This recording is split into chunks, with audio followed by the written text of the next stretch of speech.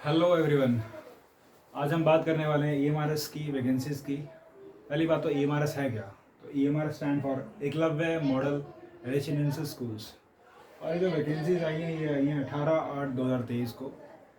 एक तरह का रेसिडेंशियल स्कूल है। इट मीन्स टीचर्स को, स्टूडेंट्स को स्कूल में ही रहना होता है, स्कूल बिल्डिंग में नहीं, हॉस्टल में रहना होता है आफ्टर द टीचिंग आवर्स।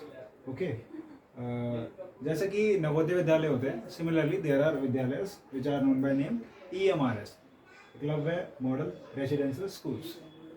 अब इसके अंदर टीजीटी, पीजीटी डिफरेंट वैकेंसीज आई थी, लेकिन हम पर्टिकुलरली बात करने वाले हैं पीईटी पोस्ट यानी फिजिकल एजुकेशन टीचर। जो पीईटी पोस्ट है वो टीजीटी के अंदर आता है, यानी ट्रेंड ग्रेजुएट टीचर के अंदर आता है। तो there is vacancy of PET male, physical education teacher male. There are 321 vacancies. Now we'll discuss about the PET female. There are 342 vacancies. जो वैकेंसी का नंबर है वो काफ़ी अच्छा है। There are quite more chances कि आप इसमें एग्ज़ाम देने के बाद अपनी जॉब कर सकते हैं। सैलरी की बात करें तो उसमें जो सैलरी का लेवल है वो है लेवल 6। इट मीन्स जो सैलरी स्टार्ट होगी 35,400 से 1,12,400। ये बेसिक पे है। ओके। बेसिक पे के बाद में आपको अलाउंसेस मिलते हैं जैसे HRA, DA, मेडिकल अलाउंस। तो अगर हम ग्रॉस सैलरी की बात करें इन सबको मिला करके तो अराउंड 51,000 53,000 के अराउंड फर्स्ट सैलरी आपकी होगी। Now will deal about the qualification. इस एग्ज़ाम को देने के लिए आपके पास क्या होना चाहिए। तो you should have the BPEd degree, that is a bachelors of physical education degree, and your age should be below 35 years. अगर आप 35 से ईयर से ऊपर हैं और आपके पास कोई एज रिलैक्सेशन का सर्टिफिकेट नहीं है, इट मीन्स आप एलिजिबल नहीं हैं। तो your age should be below 35 years. Now will discuss about the exam pattern. Exam pattern क्या है। तो फर्स्ट ऑफ ऑल इस पूरे एग्ज़ाम पैटर्न को हमने क्या नोटिफिकेशन में 6 पार्ट में डिवाइड किया गया है, जिसकी part 1, part 2, part 3, part 4, part 5, part 6। Okay. इसमें 150 क्वेश्चन आएंगे, हर क्वेश्चन 1 नंबर का है। It means 150 marks are there. Okay. जैसे पार्ट 1 है जो जीए है, GA stand for general awareness, तो 10 question 10 marks. Similarly part 2 reasoning ability RA, 10 question 10 marks. Part 3 ICT।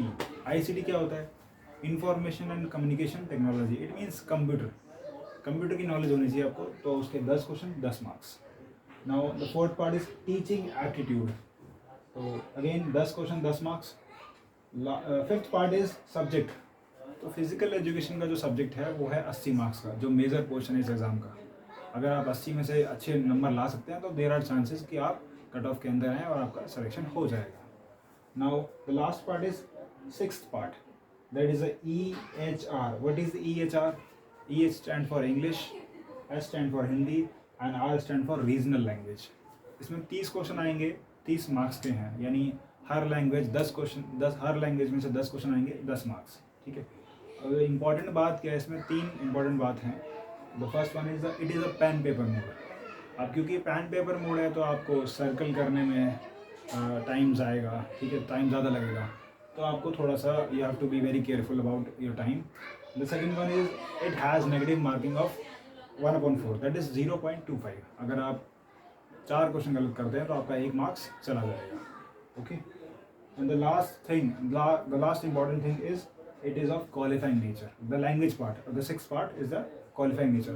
अगर आप फॉर एग्जांपल अगर इंग्लिश में आप 10 में से 4 नंबर नहीं ला पाए, यानी 3.5 लाए या फिर 3 लाए, तो आपका पेपर चेक होगा ही नहीं। तो आपको क्या करना है, 10 में से 4 मार्क्स लाने हैं इंग्लिश में, similarly for the Hindi and for the regional language also. तो आपको लैंग्वेज में, हर लैंग्वेज में 10 में से मिनिमम 4 नंबर लाने हैं, तभी जाकर आपका पेपर चेक होगा।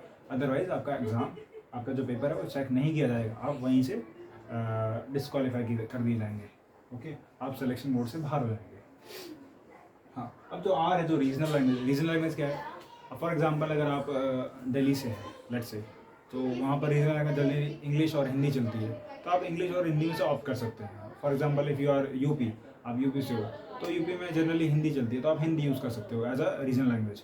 लेकिन अगर आप जैसे आप असम से हो तो वहाँ पर असमी बोलते हैं, केरल से हो तो वहाँ पर आप मलयालम बोलते हैं, है ना, तो आप उस लैंग्वेज को सेलेक्ट कर सकते हो। लेकिन जैसे जो नॉर्थन की जो बेल्ट है, जैसे जो यूपी हो गया, दिल्ली हो गया, चंडीगढ़ हो गया, जयपुर हो गया, इन सब जगहों में क्या है कि कोई रीजनल लैंग्वेज अलग से नहीं है।